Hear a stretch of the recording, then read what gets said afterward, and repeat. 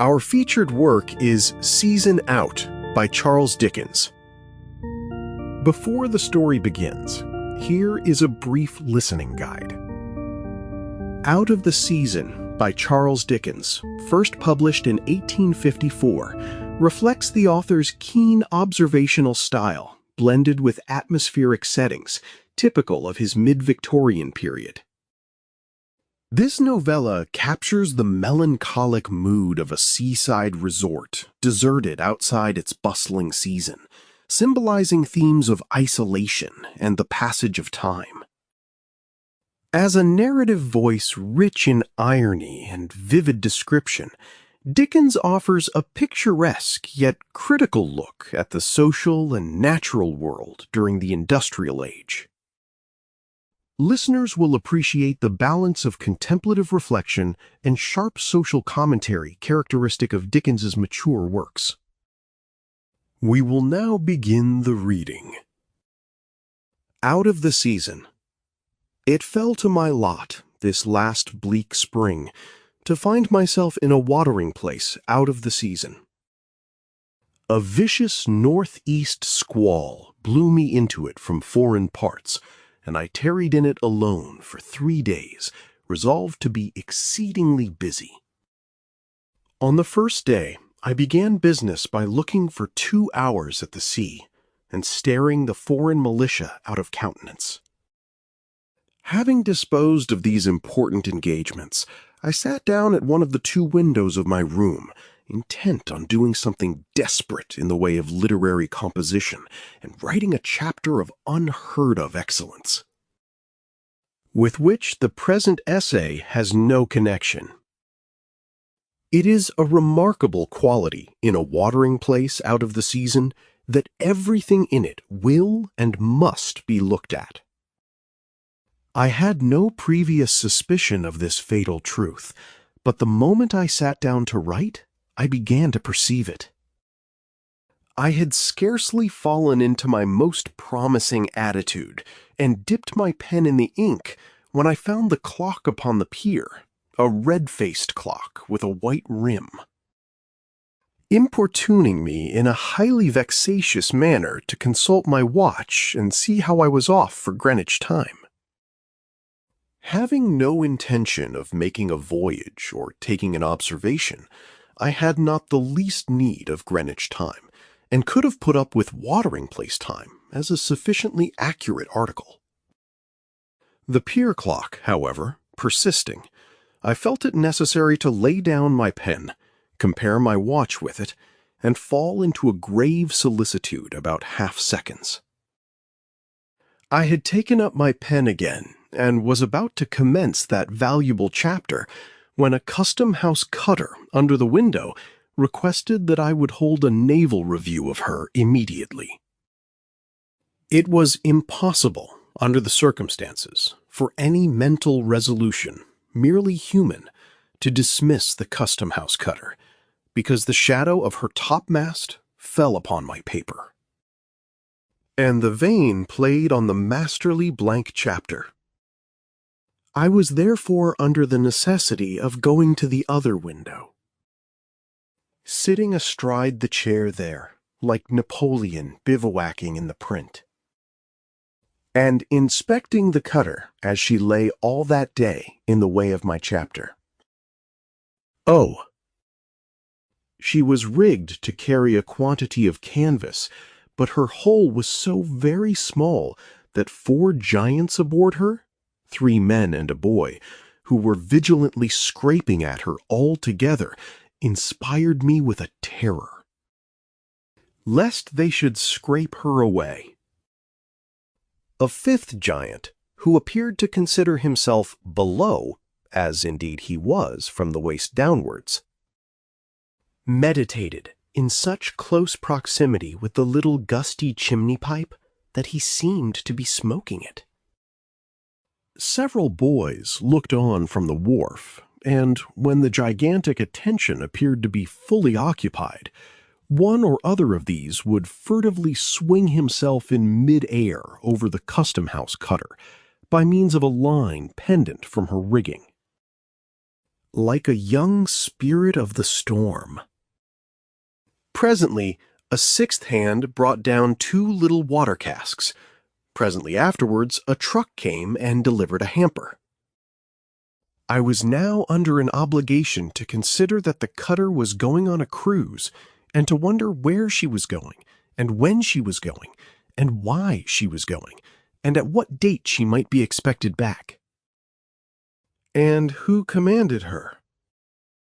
With these pressing questions, I was fully occupied when the packet, making ready to go across and blowing off her spare steam, roared, "Look at me!"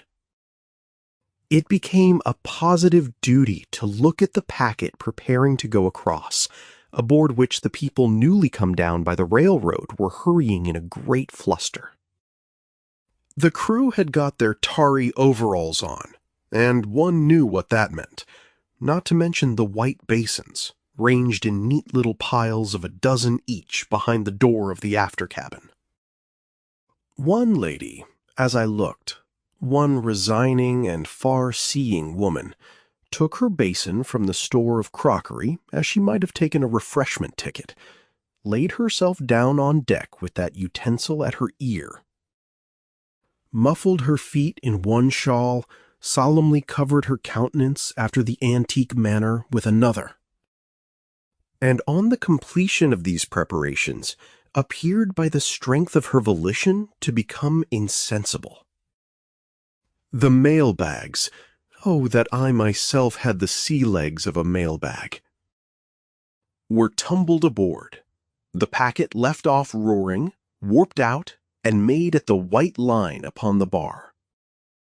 One dip, one roll, one break of the sea over her bows, and Moore's Almanac or the sage Raphael could not have told me more of the state of things aboard than I knew. The famous chapter was all but begun now, and would have been quite begun, but for the wind. It was blowing stiffly from the east, and it rumbled in the chimney and shook the house. That was not much. But looking out into the wind's gray eye for inspiration, I laid down my pen again to make the remark to myself how emphatically everything by the sea declares that it has a great concern in the state. Of the wind. The trees blown all one way. The defenses of the harbor reared highest and strongest against the raging point. The shingle flung up on the beach from the same direction. The number of arrows pointed at the common enemy. The sea tumbling in and rushing towards them as if it were inflamed by the sight. This put it in my head that I really ought to go out and take a walk in the wind. So I gave up the magnificent chapter for that day, entirely persuading myself that I was under a moral obligation to have a blow. I had a good one, and that on the high road, the very high road. On the top of the cliffs, where I met the stagecoach with all the outsides holding their hats on, and themselves too, and overtook a flock of sheep with the wool about their necks blown into such great ruffs that they looked like fleecy owls. The wind played upon the lighthouse as if it were a great whistle.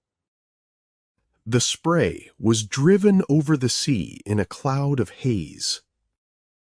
The ships rolled and pitched heavily, and at intervals long slants and flaws of light made mountain steeps of communication between the ocean and the sky. A walk of 10 miles brought me to a seaside town without a cliff, which, like the town I had come from, was out of the season too. Half of the houses were shut up, half of the other half were to let. The town might have done as much business as it was doing then if it had been at the bottom of the sea.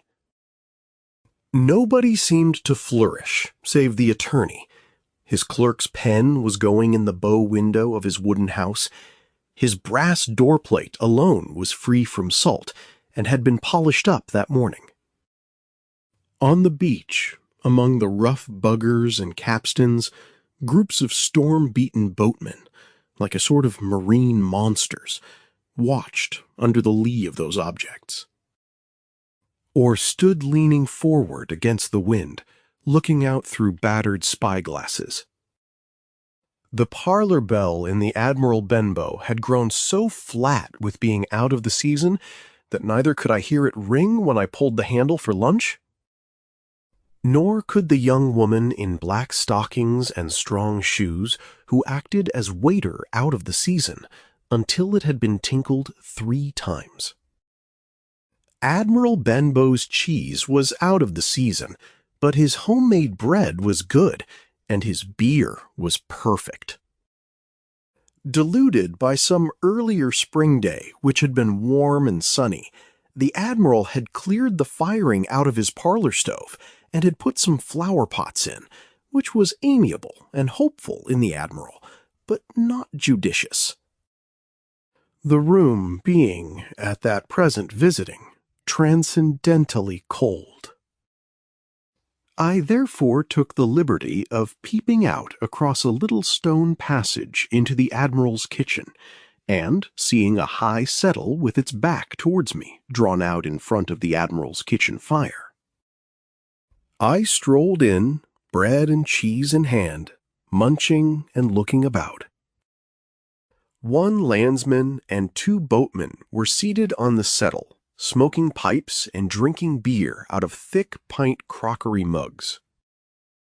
Mugs peculiar to such places, with party-colored rings around them, and ornaments between the rings like frayed-out roots. The landsman was relating his experience, as yet only 3 nights old, of a fearful running-down case in the Channel, and therein presented to my imagination a sound of music that it will not soon forget.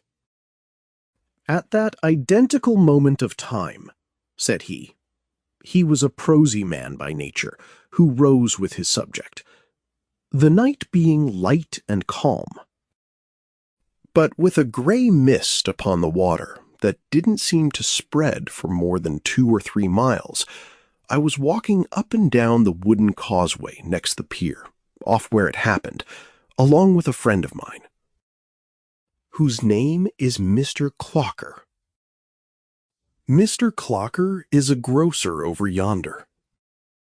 From the direction in which he pointed the bowl of his pipe, I might have judged Mr. Clocker to be a merman, established in the grocery trade in 25 fathoms of water. We were smoking our pipes and walking up and down the causeway, talking of one thing and talking of another. We were quite alone there, except that a few hovellers, the Kentish name for longshore boatmen like his companions, were hanging about their lugs, waiting while the tide made, as hovellers will. One of the 2 boatmen, thoughtfully regarding me, shut up one eye. This I understood to mean, first, that he took me into the conversation, secondly, that he confirmed the proposition, thirdly, that he announced himself as a hoveller. All of a sudden, Mr. Clocker and me stood rooted to the spot by hearing a sound come through the stillness right over the sea, like a great sorrowful flute or aeolian harp. We didn't in the least know what it was, and judge of our surprise when we saw the hovellers, to a man, leap into the boats and tear about to hoist sail and get off, as if they had every one of 'em gone. In a moment, raving mad. But they knew it was the cry of distress from the sinking emigrant ship. When I got back to my watering place out of the season and had done my 20 miles in good style, I found that the celebrated black mesmerist intended favoring the public that evening in the Hall of the Muses, which he had engaged for the purpose. After a good dinner, Seated by the fire in an easy chair, I began to waver in a design I had formed of waiting on the black mesmerist, and to incline towards the expediency of remaining where I was. Indeed, a point of gallantry was involved in my doing so, inasmuch as I had not left France alone, but had come from the prisons of Saint Pelagie with my distinguished and unfortunate friend, Madame Roland, in 2 volumes which I bought for 2 francs each at the bookstall in the Place de la Concorde, Paris, at the corner of the Rue Royale. Deciding to pass the evening tête-à-tête with Madame Roland, I derived, as I always do, great pleasure from that spiritual woman's society and the charms of her brave soul and engaging conversation. I must confess that if she had only some more faults, only a few more passionate failings of any kind, I might love her better. But I am content to believe that the deficiency is in me and not in her.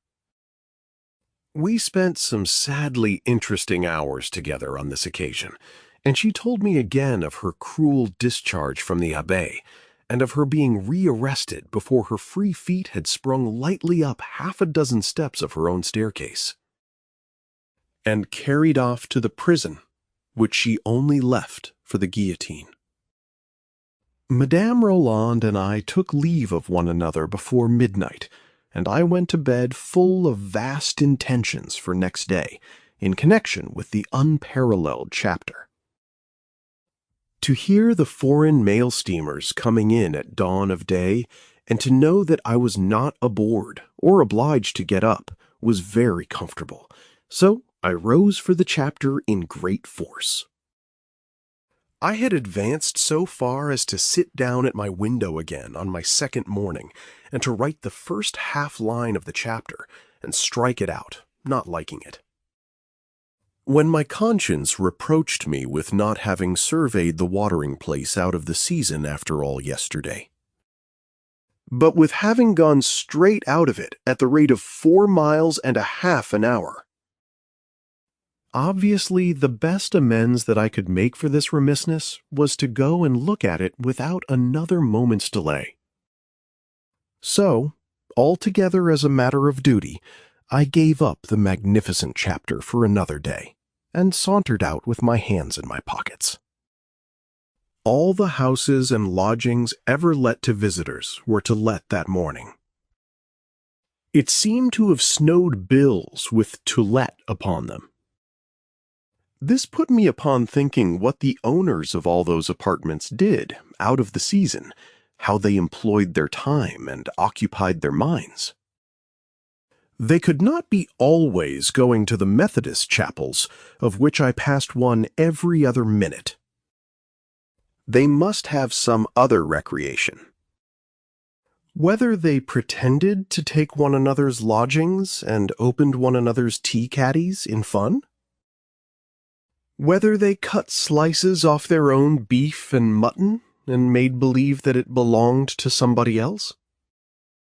Whether they played little dramas of life, as children do, and said, "I ought to come and look at your apartments, and you ought to ask 2 guineas a week too much.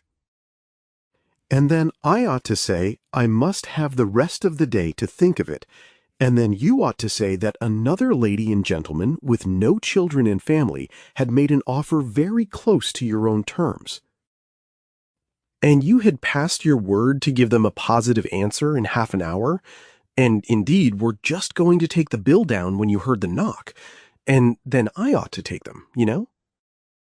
20 such speculations engaged my thoughts. Then, after passing, still clinging to the walls, defaced rags of the bills of last year's circus, I came to a back field near a timber yard, where the circus itself had been, and where there was yet a sort of monkish tonsure on the grass, indicating the spot where the young lady had gone round upon her pet steed Firefly in her daring flight. Turning into the town again, I came among the shops, and they were emphatically out of the season. The chemist had no boxes of ginger beer powders, no beautifying seaside soaps and washes, no attractive scents. Nothing but his great goggle-eyed red bottles, looking as if the winds of winter and the drift of the salt sea had inflamed them. The grocer's hot pickles, Harvey sauce, Dr. Kitchener's zest, anchovy paste, Dundee marmalade, and the whole stock of luxurious helps to appetite were hibernating somewhere underground. The china shop had no trifles from anywhere. The bazaar had given in altogether and presented a notice on the shutters that this establishment would reopen at Whitsuntide, and that the proprietor in the meantime might be heard of at Wild Lodge, Eastcliff. At the sea-bathing establishment, a row of neat little wooden houses, 7 or 8 feet high, I saw the proprietor in bed in the shower bath. As to the bathing machines, they were, how they got there is not for me to say, at the top of a hill at least 1.5 miles off. The library, which I had never seen otherwise than wide open, was tight shut, and 2 peevish, bald old gentlemen seemed to be hermetically sealed up inside, eternally reading the paper. That wonderful mystery, the music shop, carried it off as usual, except that it had more cabinet pianos in stock, as if season or no season were all one to it. It made the same prodigious display of bright, brazen wind instruments, horribly twisted, worth, as I should conceive, some thousands of pounds, and which it is utterly impossible that anybody in any season can ever play or want to play. It had 5 triangles in the window, 6 pairs of castanets, and 3 harps. Likewise, every polka with a colored frontispiece that ever was published. From the original one, where a smooth male and female Pole of high rank are coming at the observer with their arms akimbo, to the Ratcatcher's Daughter. Astonishing establishment, amazing enigma. 3 other shops were pretty much out of the season, what they were used to be in it. First, the shop where they sell the sailors' watches, which had still the old collection of enormous timekeepers, apparently designed to break a fall from the masthead, with places to wind them up, like fire plugs. Secondly, the shop where they sell the sailors' clothing, which displayed the old sou'westers and the old oily suits and the old pea jackets, and the old one sea chest with its handles like a pair of rope earrings. Thirdly, the unchangeable shop for the sale of literature that has been left behind. Here, Dr. Faustus was still going down to very red and yellow perdition under the superintendence of 3 green personages of a scaly humor, with excrescential serpents growing out of their blade bones. Here, the Golden Dreamer and the Norwood Fortune Teller were still on sale at 6 pence each, with instructions for making the dumb cake and reading destinies in teacups. And with a picture of a young woman with a high waist, lying on a sofa in an attitude so uncomfortable as almost to account for her dreaming at one and the same time of a conflagration, a shipwreck, an earthquake, a skeleton, a church porch, lightning, funerals performed, and a young man in a bright blue coat and canary pantaloons. Here were little warblers and Fairbairn's comic songsters. Here, too, were ballads on the old ballad paper and in the old confusion of types, with an old man in a cocked hat and an armchair for the illustration to Will Watch the Bold Smuggler, and the Friar of Orders Grey, represented by a little girl in a hoop with a ship in the distance. All these as of yore, when they were infinite delights to me. It took me so long fully to relish these many enjoyments that I had not more than an hour before bedtime to devote to Madame Roland. We got on admirably together on the subject of her convent education, and I rose next morning with the full conviction that the day for the great chapter was at last arrived. It had fallen calm, however, in the night, and as I sat at breakfast, I blushed to remember that I had not yet been on the Downs. I, a walker, and not yet on the Downs? Really, on so quiet and bright a morning, this must be set right. As an essential part of the whole duty of man, therefore, I left the chapter to itself, for the present, and went on the Downs. They were wonderfully green and beautiful, and gave me a good deal to do. When I had done with the free air and the view, I had to go down into the valley and look after the hops, which I know nothing about, and to be equally solicitous as to the cherry orchards. Then I took it upon myself to cross-examine a tramping family in black. Mother alleged, I have no doubt by herself in person, to have died last week, and to accompany 18 pence, which produced a great effect. With moral admonitions which produced none at all. Finally, it was late in the afternoon before I got back to the unprecedented chapter, and then I determined that it was out of the season, as the place was, and put it away. I went at night to the benefit of Mrs. B. Wedgington at the theater, who had placarded the town with the admonition, "Don't forget it." I made the house, according to my calculation, 4 and 9 pence to begin with, and it may have warmed up in the course of the evening to half a sovereign. There was nothing to offend anyone, the good Mr. Baines of Leeds excepted. Mrs. B. Wedgington sang to a grand piano. Mr. B. Wedgington did the like, and also took off his coat, tucked up his trousers, and danced in clogs. Master B. Wedgington, aged 10 months, was nursed by a shivering young person in the boxes, and the eye of Mrs. B. Wedgington wandered that way more than once. Peace be with all the Wedgingtons, from A. to Z. May they find themselves in the season somewhere. Now let us explore the work in greater depth. Charles Dickens's short story Season Out, included in the Collected Tales of Charles Dickens, exemplifies the author's nuanced approach to narrative and social critique beyond his major novels.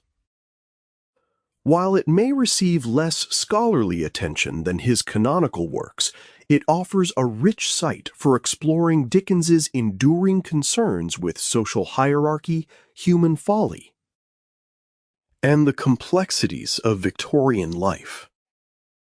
John O. Jordan's examination of Dickens's lesser-known works reveals how Season Out functions as a microcosm of social satire, intricately weaving narrative form and social observation to expose the contradictions and injustices of the era.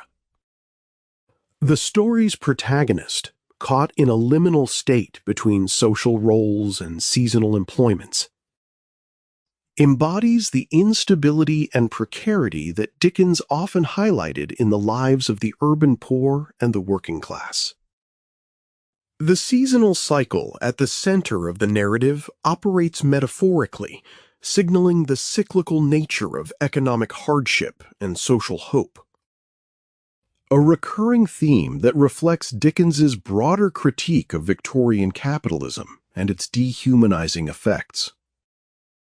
John Sutherland's The Longman Companion to Victorian Fiction situates Season Out within Dickens's broader oeuvre, emphasizing the story's stylistic economy and sharp characterization as tools that deepen its impact despite its brevity.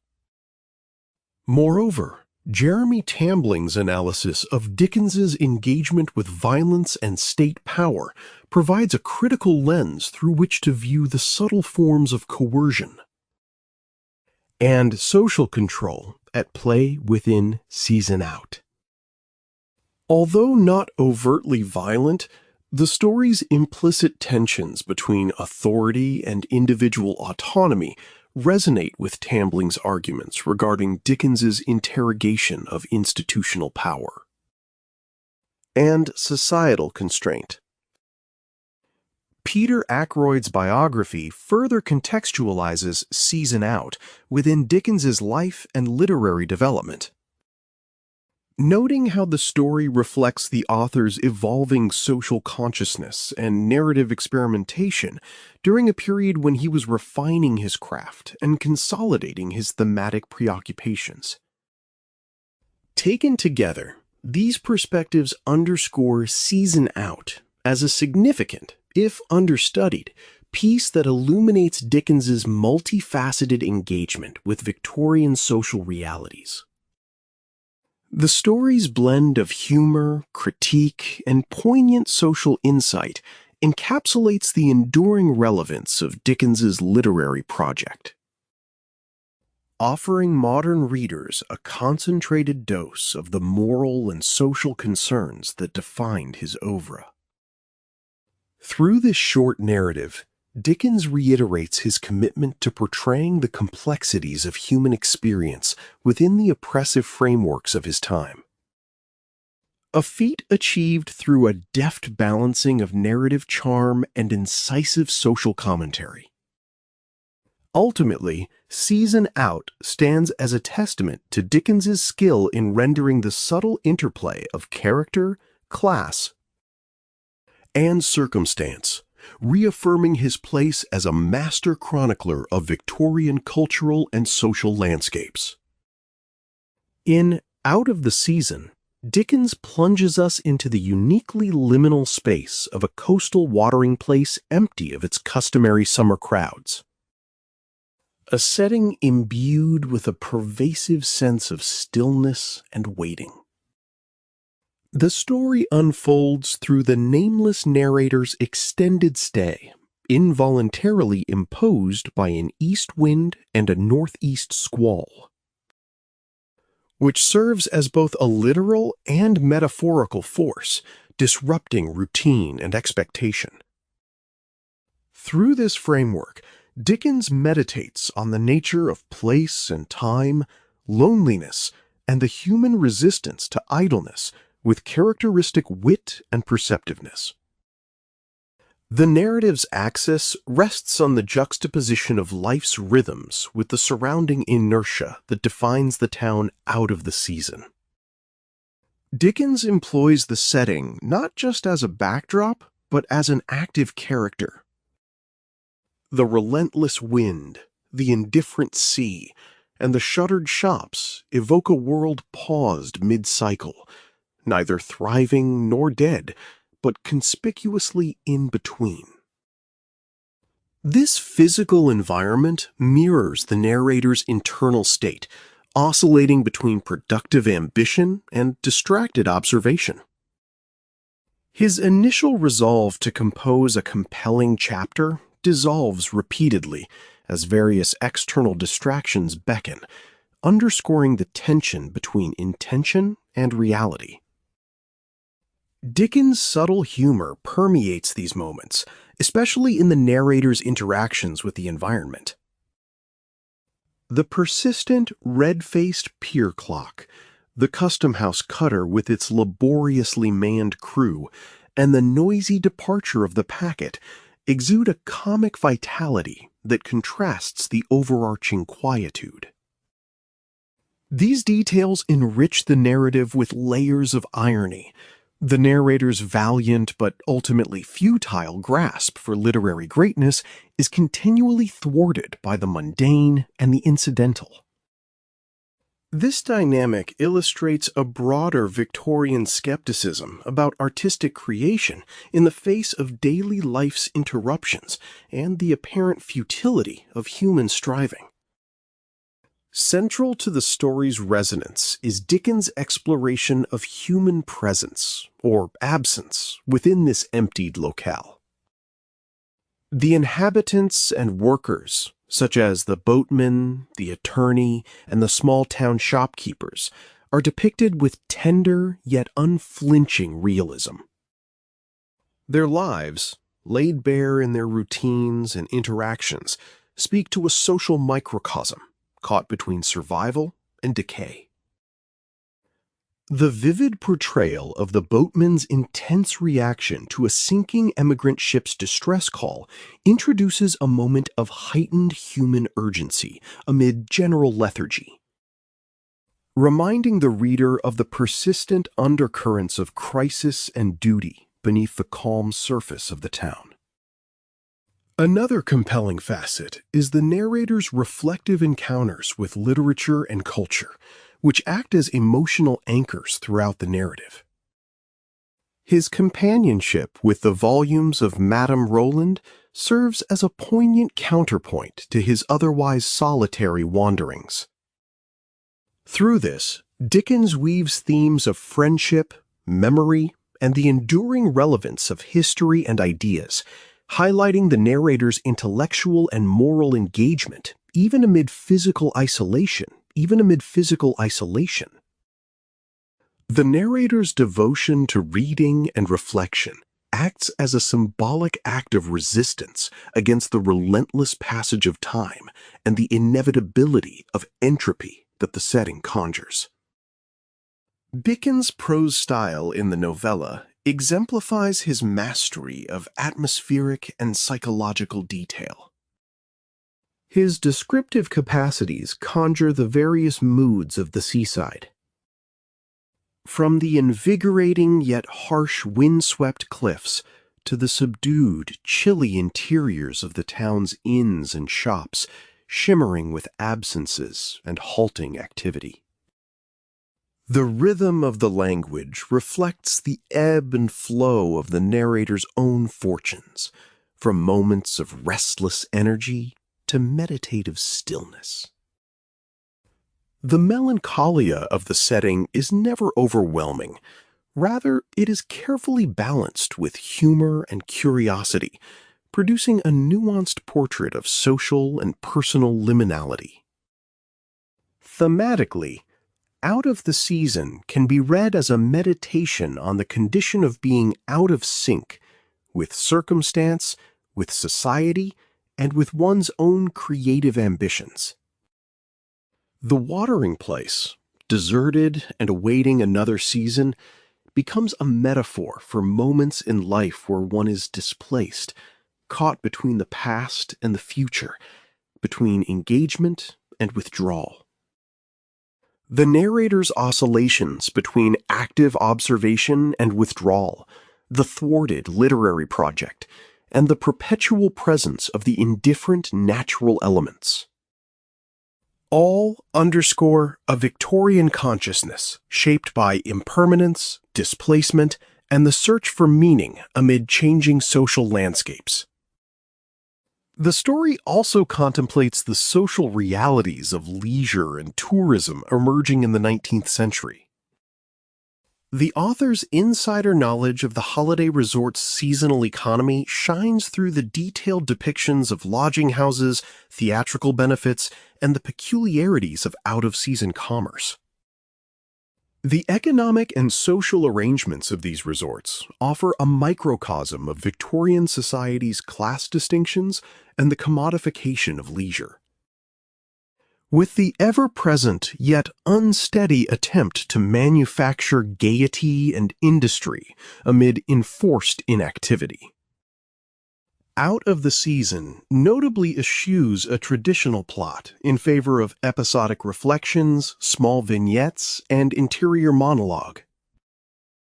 This stylistic choice aligns with the novella's thematic concern with waiting and interruption, inviting the audience not to anticipate dramatic resolution, but to dwell in the texture of experience itself.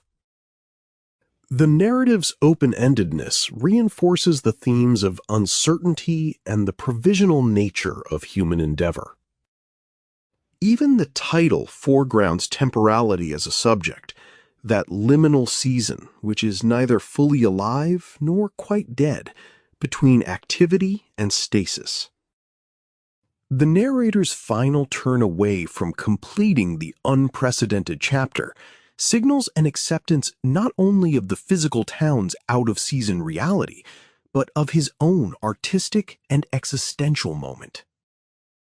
This act gestures toward a mature understanding of human limitations and the acceptance of contingency, a philosophical undercurrent that permeates Dickens' later works. The story's restrained conclusion resists closure, mirroring life's open-endedness and the continuous flux that defines human existence. In summary, Out of the Season exemplifies Dickens' ability to fuse acute social observation with richly textured psychological insight. The novella's setting functions as a profound symbol of transition, isolation, and the interplay between place and identity. Through subtle humor, poignant detail, and reflective narration, Dickens probes the challenges of creative ambition in a world marked by interruption and impermanence. This work rewards attentive readers and listeners with its layered meanings and evocative prose, making it a compelling addition to Dickens' lesser-known but thematically rich oeuvre. Let us now examine the work through its primary analytical perspective. Charles Dickens's Out of the Season functions as a sharp commentary on the rigid social structures and institutions of Victorian England. Particularly through the depiction of a seaside resort deserted out of the season, a setting ripe with symbolic resonance. The text intricately examines how class distinctions, societal norms, and collective pressures influence the characters' behaviors and the overall atmosphere. Exposing the hollowness of a social order clinging desperately to appearances and trivial activities in the absence of earnest communal engagement. At its surface, the novella centers around the protagonist's experience in a place that thrives on seasonal influxes of visitors. Exposing a liminal social space defined by the cyclical rise and fall of economic and social vitality. The watering place, empty and soulless out of season, is emblematic of a wider social system dependent on cycles of consumption and display, illustrating how social institutions, such as leisure and entertainment industries, perpetuate class distinctions by deliberately marking time and place as exclusive domains. This seasonal rhythm mirrors the exclusiveness and separation of Victorian classes, where certain spaces and behaviors belong strictly to limited periods or social groups.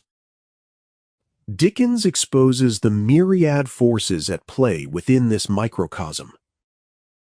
The landowners, lodging keepers, shopkeepers, and the occasional lawyers who alone seem to flourish represent the social hierarchy and the limited functioning class that survives regardless of the seasonal ebb. Pointing to the institutionalized inequalities embedded in these locales. The profusion of "To Let" signs on empty homes and shops out of season signals a surplus of consumer spaces reliant on the consuming class's presence for survival. Stressing the precariousness and transitory nature of local economies dependent on the upper and middle classes' leisure. The protagonist's reflections on the activities, or lack thereof, of permanent residents or owners outside the season highlight a social vacuity. Idle speculation on how these social actors occupy their time reveals a class absorbed in superficial role-playing and social performance. The imagined games of mutual deception over rents and social appearances reveal Victorian anxieties about social status and respectability. Everyday life is saturated with performances, choreographed to satisfy collective expectations and maintain social facades. Institutional power is suggested through the figure of the attorney, prospering in this otherwise dead environment. Here, Dickens subtly critiques the legal and property-owning classes, whose interests, especially in property and property rights, are safeguarded even when the locale itself stagnates. The attorney's clerk, busy at his desk amidst a town in decay, embodies the administrative machinery that sustains property relations and the social order. The symbolic presence of the clock on the pier, active and intrusive, suggests regimented time and order imposed by broader social institutions. A reminder of the omnipresence of power structures regulating even leisure and repose. The clock nags the narrator to measure time precisely according to Greenwich Mean Time, despite the irrelevance of such measurement to his immediate circumstances, illustrating society's compulsive need for order and control. Extending into personal life rhythms. Further, the portrayal of workers, such as the boatmen and sailors, introduces another social stratum. The laboring class, physically engaged with the natural environment, yet also confined within strict social roles. Their interaction with the natural elements contrasts with the commercial and idle preoccupations of the leisured classes. Evoking a sense of alienation from the material realities they help produce but are socially distanced from. The marine monsters, as they are metaphorically addressed, observe the coast under the hostile elements, suggesting a community exposed, vulnerable, and resigned to their marginal position within the social hierarchy. Dickens's narrative articulation of the boarded-up shops and empty houses, the shuttered library, and the dimmed public spaces poignantly illustrates a social landscape marked by instability and interdependence. The seasonal economy that sustains the town is a fragile construct, dependent on the cyclical movements of money and people, yet perpetuated through institutional complicity. A second perspective reveals further dimensions of the work. From a psychoanalytic viewpoint, Out of the Season explores themes of desire, repression, and unconscious conflict through the lens of the narrator's internal experience, set against the bleak, stagnant backdrop of the deserted seaside town. The landscape and social environment mirror the psychological landscapes of repression and unfulfilled longing, creating a rich subtext of internal tensions and fantasy patterns. The narrator's repeated abortive attempts to begin writing the magnificent chapter signify not merely procrastination, but an unconscious block rooted in deeper conflicts. This struggle with creation may symbolize an internal repression of desire, perhaps for meaning or authentic self-expression.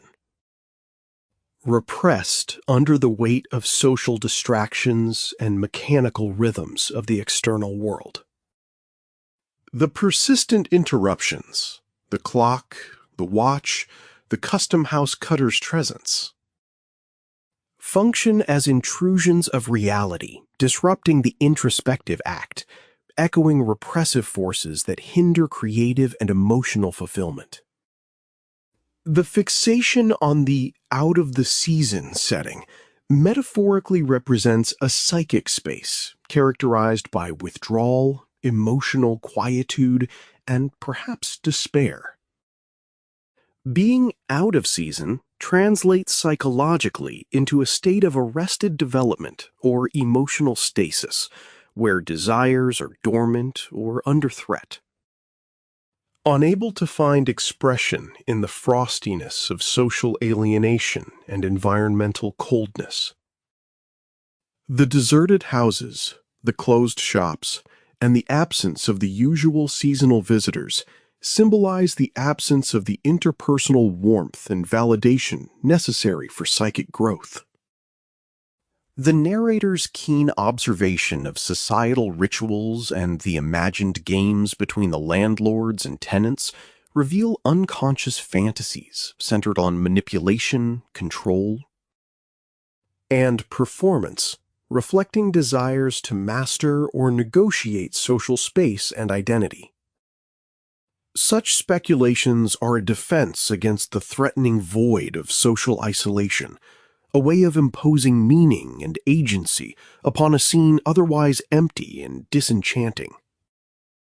Moreover, the narrator's identification with Madame Roland, a tragic figure scarred by political trauma and execution, evokes themes of loss, trauma, and the desire for connection with a powerful, heroic feminine ideal who embodies both strength and vulnerability.